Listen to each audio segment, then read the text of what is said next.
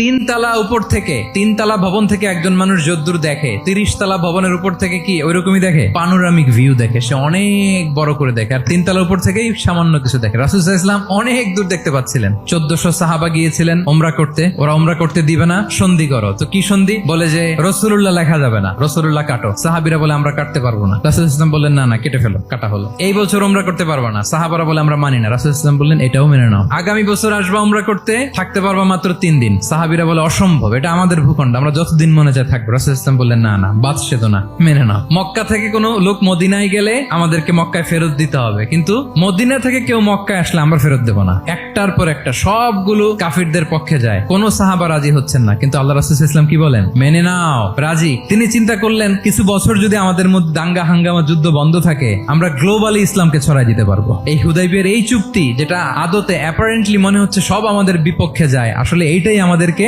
ভূমি ধস জয় এনে দিবে, এবং সেটাই হয়েছে। আল্লাহ তাআলা এই পৃথিবীটাকে ফোল্ড করে ছোট রেপ্লিকা বানিয়ে আমার সামনে তুলে ধরেছেন। আমি পৃথিবীর প্রাচ্য পাশ্চাত্য সবটুকুন দেখেছি, আর আমি যদ্দূর দেখেছি ঠিক তদ্দূর জায়গায় আল্লাহ তাআলা লা ইলাহার বাণী পৌঁছে দিবে। এমন কোন কাঁচা ঘর, পাকা ঘর, কোন জঙ্গল, কোন পাহাড়, কোন ভূখণ্ড, এই পৃথিবীতে এমন কোন জনপদ থাকবে না যেখানে ইসলামের বাণী পৌঁছবে না। সে 1400 বছর আগের কথা।